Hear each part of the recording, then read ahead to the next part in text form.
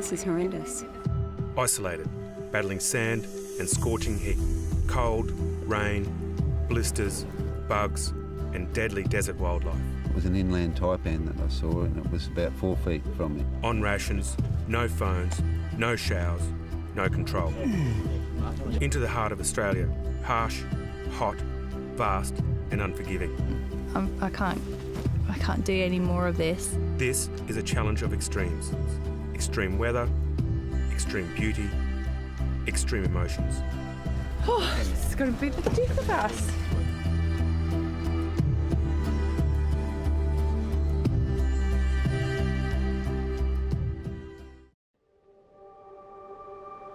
Good morning, everyone. How are you?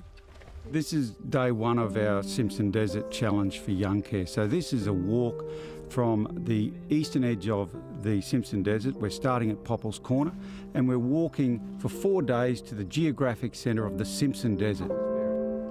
This is only an 8-day journey. Don't wish it all away. There's going to be tough times. Enjoy it. Pack's on! All right! Let's go. There we go. Day one. How exciting.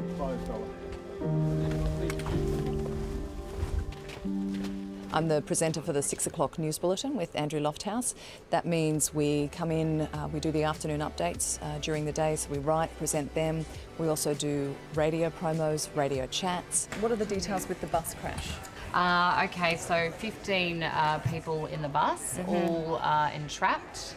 I think because they see you in a suit every night or dressed well every night, they do have a certain view of you. I've learnt to not worry about that. I'm my own person. I do the groceries. I pick up the kids. I take the kids to school. I do a bit of exercise. Whatever, all those things that a regular working mum does, I do. Melissa, when we talk about her, we all think about the wonderful way she portrays the image of a newsreader sitting down there. But being out in the middle of the desert somewhere or in tough conditions like that probably indicate she is a little bit different to the way that most people at home see her, and I think she'll feel quite comfortable with that. It's going to be how your head messes with you from day to day when you've got to back up in some of the most extreme conditions you can face. You've got to back up day after day for, a couple of hundred Ks. Stepping off this morning, there was that real excitement of going from Queensland to the Northern Territory, and we walked across the big salt pan, which was something I've never done before. And then watching the sun rise. Today is the first day of the trek, and we'll walk about 33 kilometres today. So it'll be 18k in the morning through to a lunch spot where we'll meet our support crew, and then in the afternoon we'll do another 15 odd kilometres into the night. This first day of the trek for the trekkers is really the toughest day for them. What's the worst that could happen, mate? I didn't expect so many sand dunes. We've just been constantly walking uphill all morning. We've got 13 trekkers and they range from a 15-year-old young man, Ben, to a 57-year-old guy. We've got 6 women. We have mums, we have dads, and we've got people who are in, pretty established careers, ranging from being a surgeon to managing director of a construction company. Nova does Throwback Thursday. All right, so it's like old songs all day. It's Nova 106.9. I'm Katie Matten. 100 minutes of hits, commercial free is next. I'm the mid-mornings announcer, which means pretty much from 9 till 12. It's me playing the music and chatting a bit in between. Katie Matten's in the studio Katie as well. Katie Matten, coming early. You know you did. I'd be very surprised if she does well out there. There's about, I think, 7,000 young people in aged care. Now's the time to finally do something for someone other than myself. So I'm doing the Simpson Desert Walk. Yeah, this is big, isn't it? It's 250 Ks for Youngcare. Just wondering where we're up to with the Sun Cult video.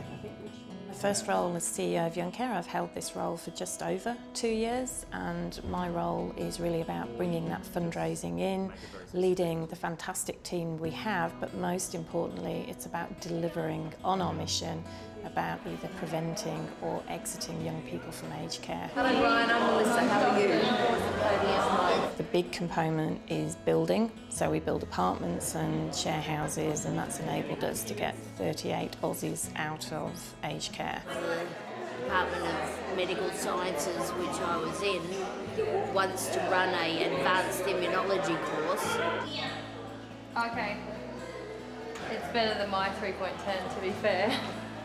Well, she's a prima donna. Let's understand that. I have serious question marks over whether she'll put up with it over that sort of time period. Yeah, apparently it's not easy. And Katie can be a whinging pom at times. We see that each and every morning when we hand over to her. So she's going to need to put that on the back burner for just a bit and show some Aussie strength. Well, I think she's a mum, so she's already been through things. You know, childbirth. She has twins as well.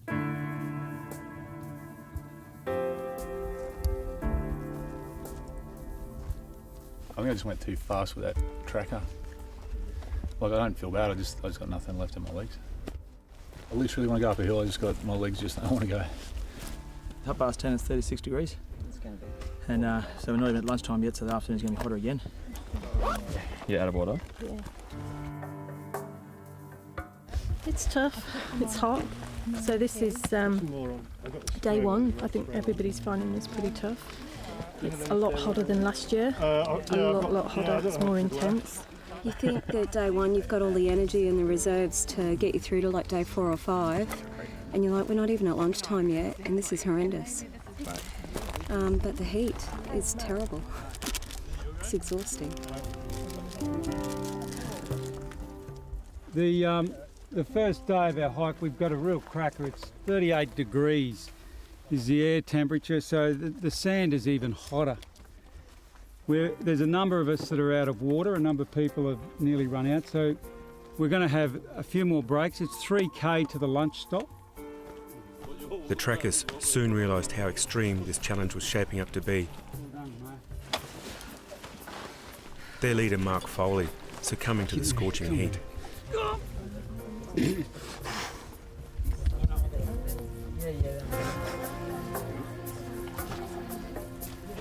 We've got another 100 on the other side. Oh, this is going to be ridiculous. You all right? 2 days. I've got 2 days. Jeez. Like that's, there you go, that's all cramped up. Yep. Everyone's all right. It's a good call to pull. Just for the fact that we know we've got another 4 hours walking into the westerly sun, we've all got a few little bits and pieces now. Mark's got some cramping that we need to get on top of, so the decision is that we're going to stay here tonight.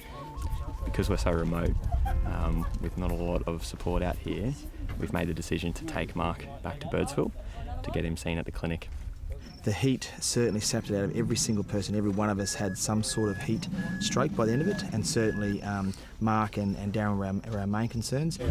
I can't tell you how happy I am that I was taking So stay in the shade, well hydrated, keep eating some snacks. It was unrelenting. So thinking that we were going to have to do it again in the afternoon, I think everyone had that, just not panic, but just that sense of, can we do it? Because I certainly didn't know if I could. Any walk I've ever done, that is the toughest walk that I've done out of the 30 Kokodas I've done. It certainly rates as the toughest one that I've done, as I said, just from the fact of the heat and the conditions that we were walking in. Jeez, I can't do any more of this. And still now, we've cooled down a little bit, but it's still really hot, and the thought of doing it all again tomorrow is just... I don't know if I can.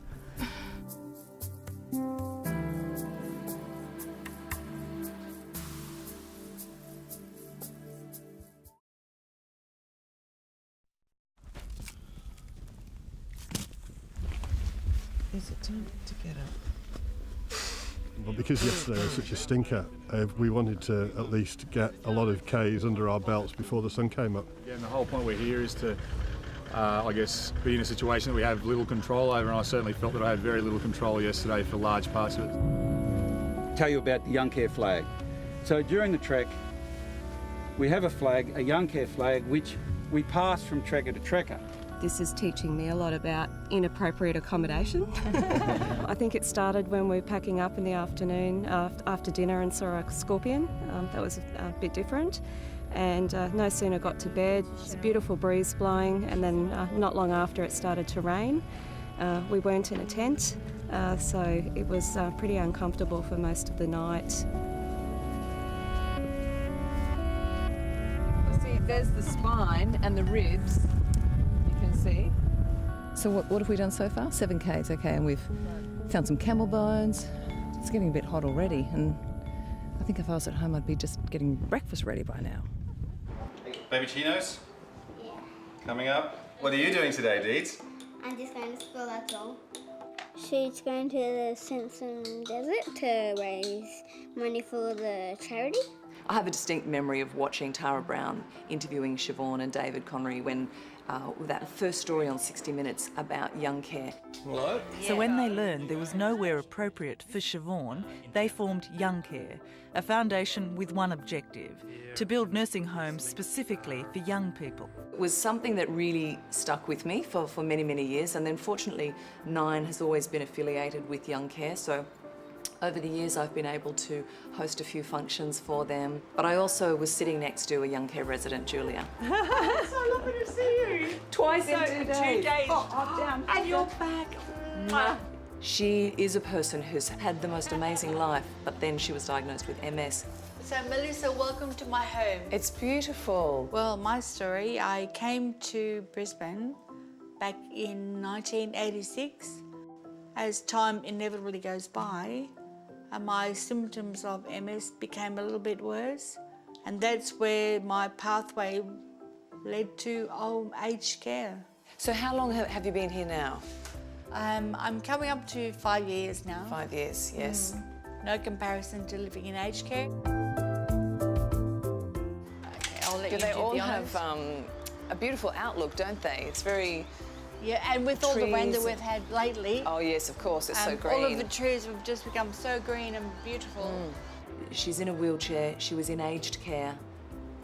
What was left? And she was fortunately able to go into the Cinnamon Park Youngcare house.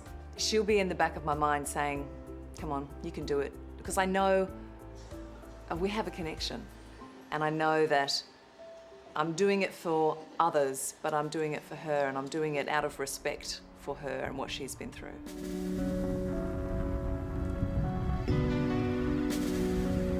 Obviously a very different day today than yesterday.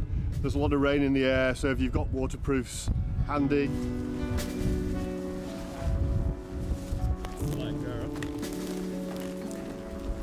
Maybe we should sing a song about the desert. Yeah. We are walking through the desert. I can't think of any Nothing words. rhymes with desert. That's typical. Really missing the kids. I'm really missing Jay. But I keep reminding myself, this is, although it feels like a long time, this is only 8 days. You've just got to make them really dizzy, so it's off until... Is it of or another word? She's walking a big walk and she's in the desert and she's going to sleep there.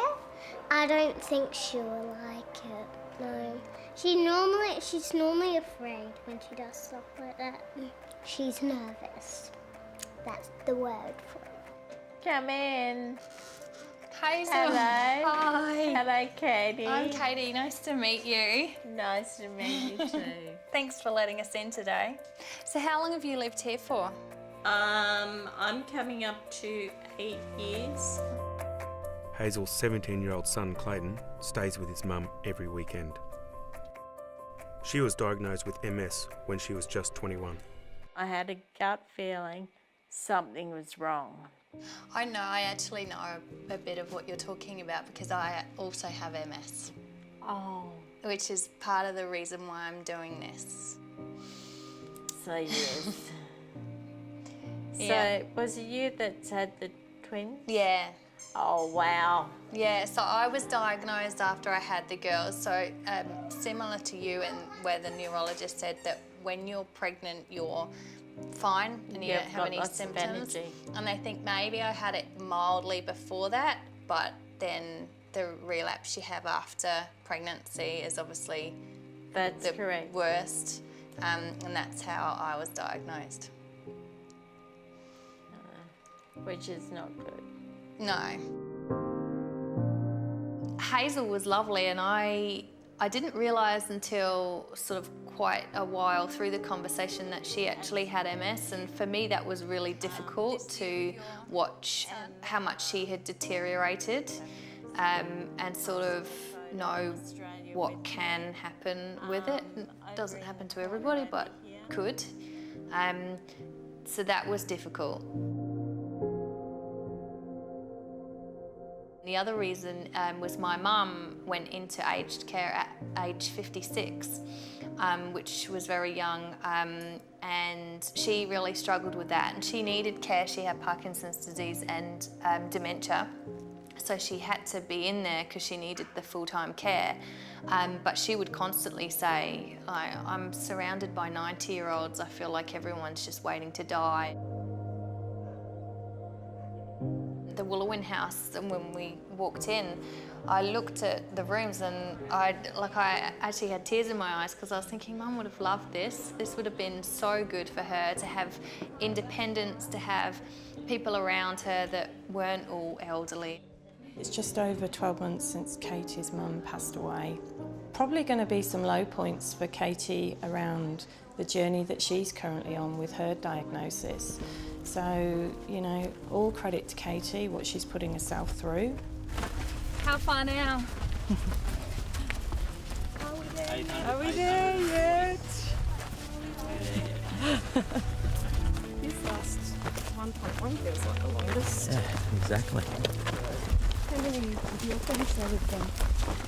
Today, Yeah. nearly 44,000 steps by the time we get there. It's the end of the day, so it's that last 10, 5k, and people are tired, their feet are warm, they're sore, and that's probably that last 10 to 5k is pretty tough each day. How was it? The last 2 hours was hard. Yeah.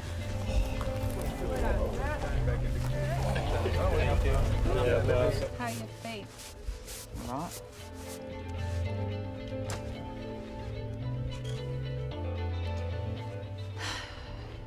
You want me to say something? I've got nothing to say. No, it was really hard. I can't believe there's another, how many more days? No, not 5.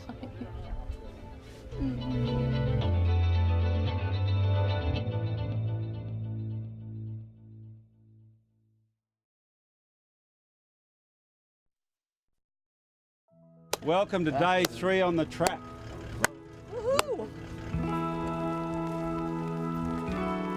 Rained in the morning, a bit of a surprise, but we put on the raincoats and got a bit wet, which is uncomfortable at times, but you just got to push through that.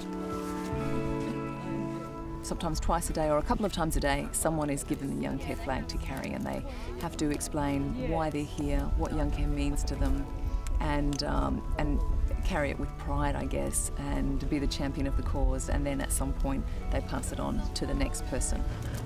My sister has special needs. I haven't shared that with many people on the trip so far, a few of you know. She's full body abled, but she does require supervision, constant supervision. So it is something that, the cause is something that's close to my family. And so I think a lot about my sister while we're out here walking through the desert. So a big part of that is I'm trying to do it for her. But of course all the other 7,000 young Australians who are in even worse conditions than my sister and don't have family unit to be able to look after them and support them, and as such end up in aged care. So as well as doing the trek through the desert, each fundraiser has to raise $35,000, which is a serious amount of money. Wave your hands, all of our Youngcare volunteers. I'm doing black tie bingo.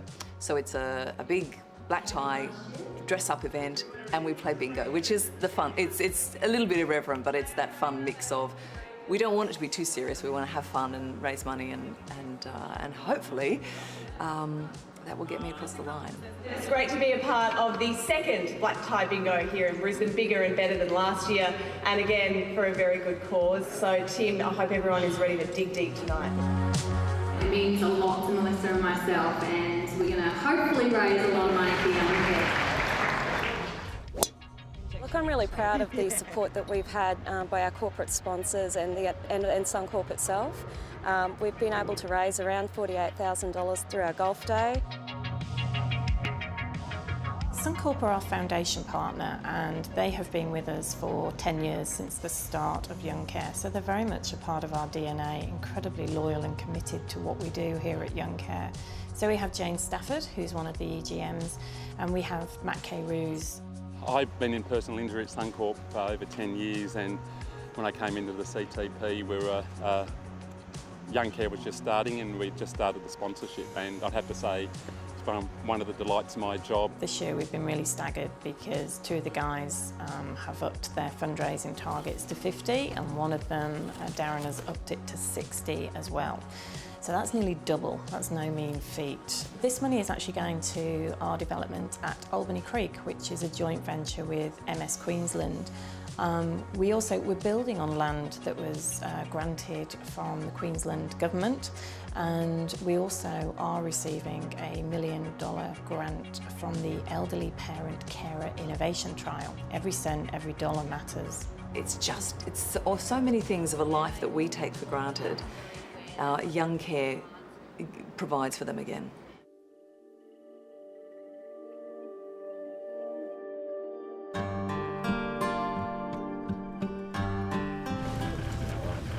How are you feeling, guys? Are you a bit sore? Yeah, tender feet. Are you? Having the right equipment out there is vital. There's numerous shoes and lots of different other gear that really makes the difference out there in the desert. Preventing blisters with your right shoes is a big one, and all of the trekkers this year have been quite well prepared. I'll just get you into these, and then I can measure you up and grab some footwear for you as well.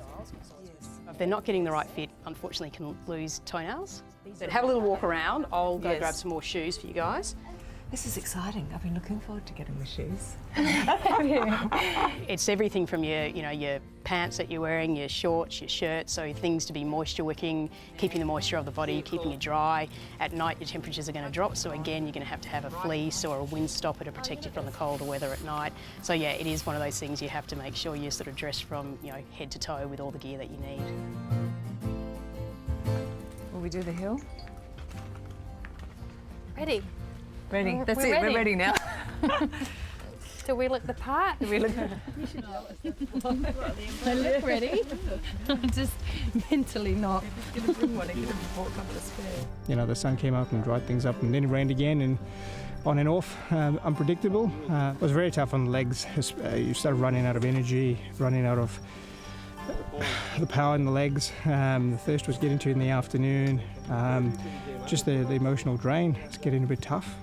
I'm renaming this documentary 8 Days in Hell.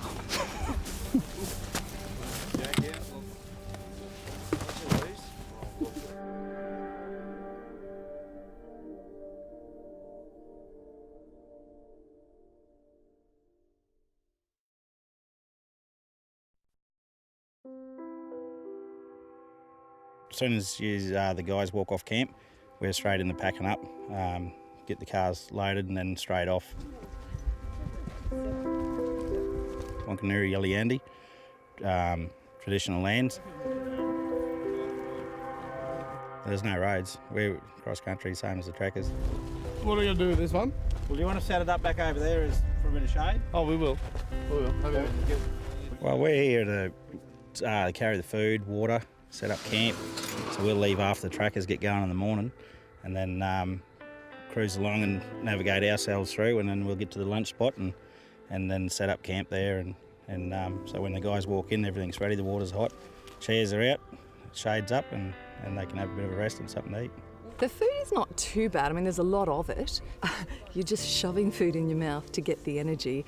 And it was chips and lollies and chocolates and all of those things because you just need that energy, which is not what I normally eat. For dinner we have the dried either pasta or a beef dish. What else is there? There's a chicken Alfredo, which is not too bad. Cottage pie is pretty good. Crackers and tin tuna and sultanas, lots of muesli bars. Now my role is just to support the crew by flying the helicopter to and from the supply point. So every day I bring water and food into the camp. I bring in about 160 litres a day and 27 ration packs.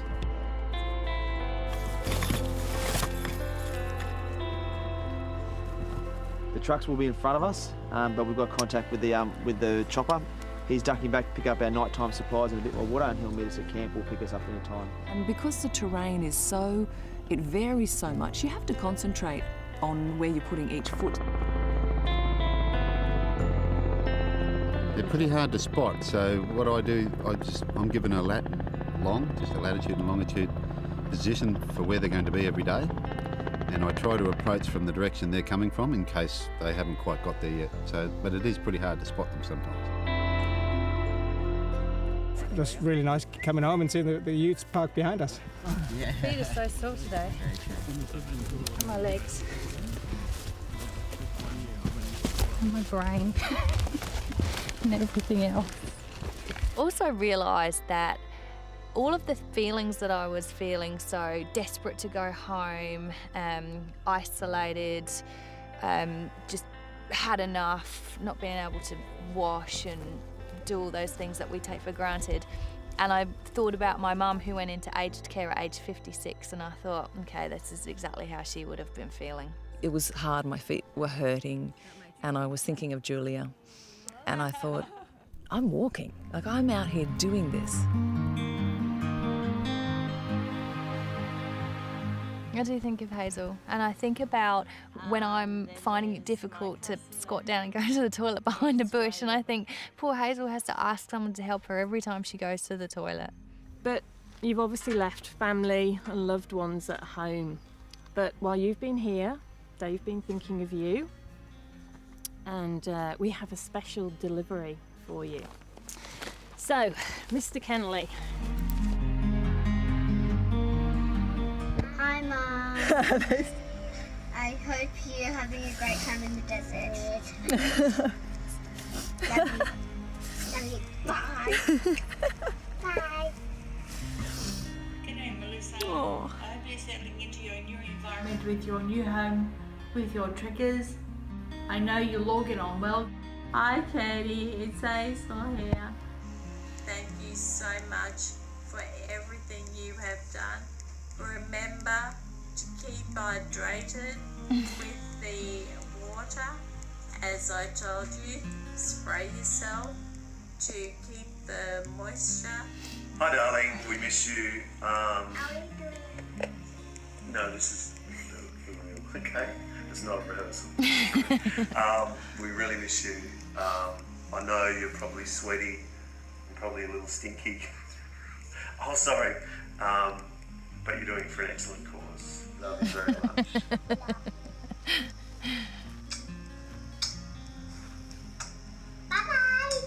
much. Fantastic surprise, and it was a bunch of letters from our family and our friends who have written to us and just continuing to motivate us and to keep going, and it couldn't have come at a better time, to be honest with you. A really good surprise. We sat there and all of a sudden there was basically letters from home and messages from home and friends. A bit of a shock, but a real boost at the moment to how we feel. The messages in here from the kids actually indicating they're proud of me actually standing up and doing things for other people. Well, hello. Hope you're not dead yet. I hope for the women's sake that you don't run out of deodorant. You got any tissues? Oh dear. You start to think about going back home and what's going to happen and who's doing what at home, and just to get a note from people encouraging you to keep going when you are at a bit of a low is phenomenal. I've spent a lot of this trek hating it. I've spent a lot of time really struggling and very far from my comfort zones, and it's been a real battle to be able to carry on doing that and remember why we're doing that. And so every now and then when I've had a moment where I go, I want to go home, this is just too hard, I've got to remember why we're doing it and who we're doing it for.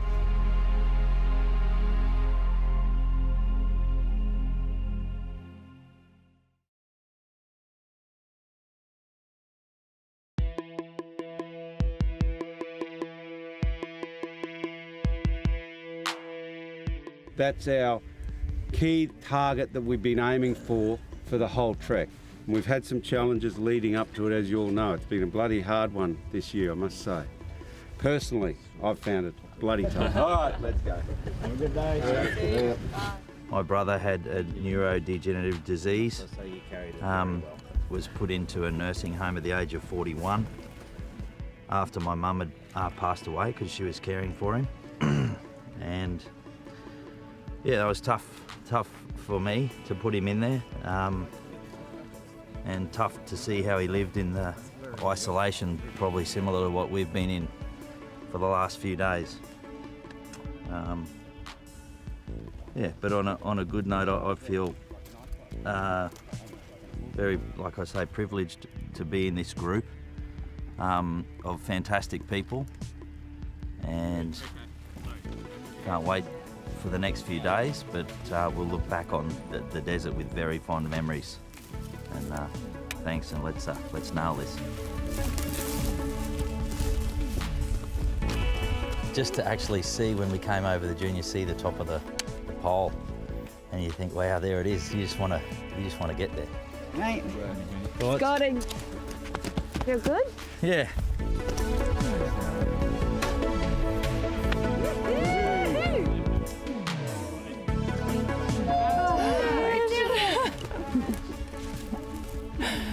We survived. Good job.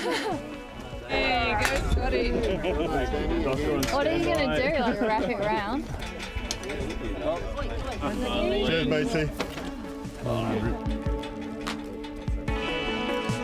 Look, the landscape, it's so vast. To have this one little tower standing there, it's quite incredible. And to read the stories from other trekkers who've come out here and the other Youngcare trekkers from last year and the previous years, makes you feel like part of a very special club. You've been to the geographical centre of the Simpson Desert. Not many people can say they've walked to the centre of the Simpson Desert and signed the book. I almost feel a bit sad that it's coming to an end. In our minds, we all had that sense of purpose of we've got to get to the geographical centre. That was part of this experience, and so I think for everyone being here, it's like we did it. These distances today and tomorrow are not negotiable. We need to make them to be able to get to a point so the vehicles can get out, so we can meet the bus, so that the chopper can. So this is where we're going to need to dig a bit deep, look after each other, encourage each other.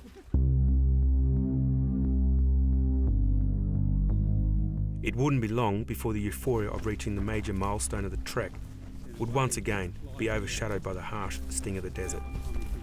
Just left probably 20 minutes earlier from the geocenter. It was only about 75 yards from where they were all standing earlier. Well, I've been told it was an inland taipan that I saw, and it was about 4 feet from me, so it was fairly close, but he was pretty wild looking. And that's why we don't take extraordinary risks. It's too dangerous, okay?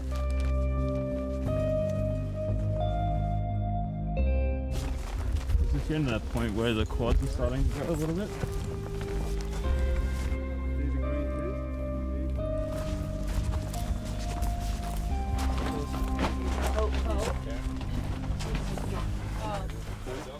You want me to fall over?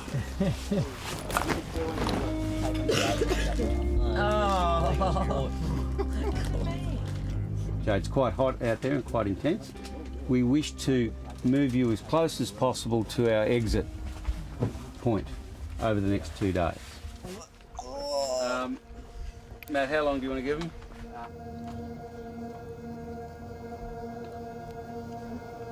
It's a challenging place, isn't it? It's very unforgiving.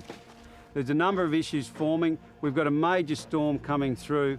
It's predicted that there'll be 40 mil of rain on the QAA line, 90% chance of occurring. That means we will not get out of the desert. We were intending to trek again tomorrow. We're not going to, okay? We're going to stop trekking here. This is it. Feel proud of what you've achieved. All right? Oh, mixed emotions, I think.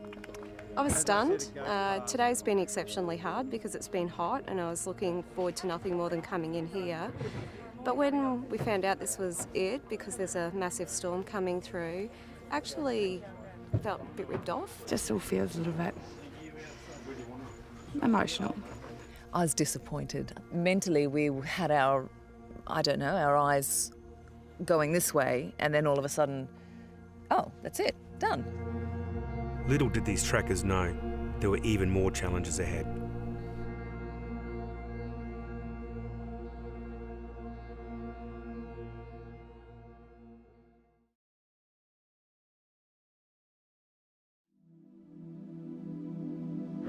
All right, guys, so today is travel day. Today we've got to head back to meet up at the base camp tonight. So it's about a 9-hour trip. We've got to get back there through unbroken track. So it's going to be about 5 k's an hour, I understand, and up and down over a lot of dunes.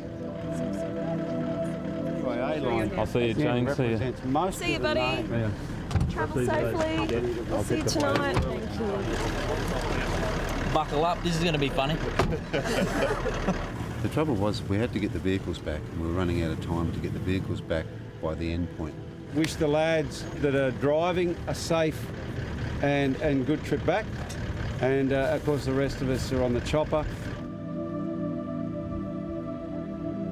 I'm driving back for 9 hours, hopefully meeting up tonight, so in the utes rather than taking the helicopter back. So then when the chopper's on the ground, you guys will move around the front of the chopper to that side with Tom. Yep. And Katie, you'll follow me. Yep. Okay? So backpack and chair. A backpack and chair, please. So the decision was made to fly the trekkers approximately 75 kilometres to our finish point. That meant I had to fly 11 legs of 75 kilometres. That's over 800 k's. The vastness. It is from all you can see that way to all you can see that way, front and back. It is just all these rolling sand dunes. So it was quite, it was amazing to see that and think, we actually walked across a big chunk of it. Oh, probably a small chunk of it actually, but we walked across that.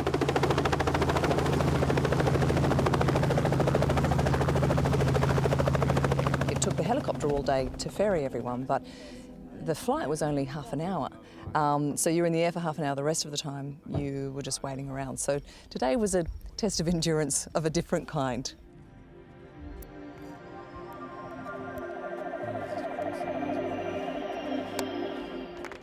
So the cars left really, really early, just on first light, and they're just coming in now, and it's just last light.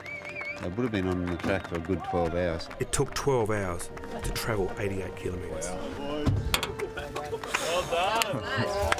That was tough. It was good. Well done. Are you feeling all right? I'm down. Oh, geez. How are you? Right. Good. Experience? Yeah.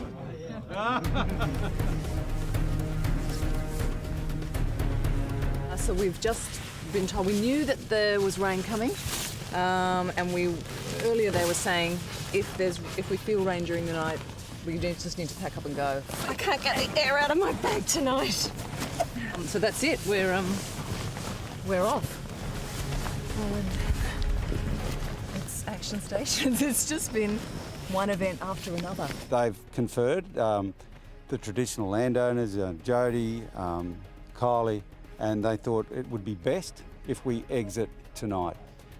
If we got rain, heavy rain tonight, their view is you wouldn't get out of here for 2 weeks.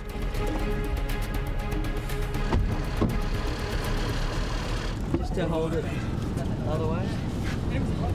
Well, I know what the 8 hours on the bus was like on the way out here. So we're not going to be sleeping, that's for sure.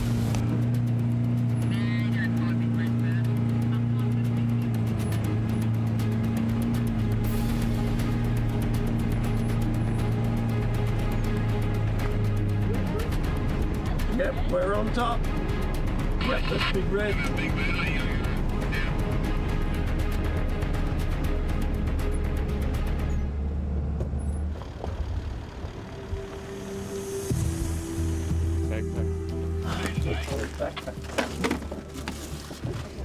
Is everybody else? I think it was a huge effort by everyone in the vehicles, just keeping the Youngcare flag on the move for, I think it was almost over 21, 22 hours non-stop. We had to pull the trip forward because of the weather conditions, so what we're now doing is having a celebratory march back in, and we're going to be greeted by the Birdsville Social Club, the local community. No backpacks. No backpacks. We're going to walk past a guard of honour from the people of Birdsville and then straight on into town. And I think this is what we needed to have that feeling that we accomplished it. So we're so excited just to come in and say, we are here, we did it. This is the icing on the cake. It feels great walking it now. It feels we're having time just walking along, thinking about everything we did, everything we went through, how hard it was, and didn't think we'd get to this stage. So it's so nice that we have, and yeah, feel relieved and proud.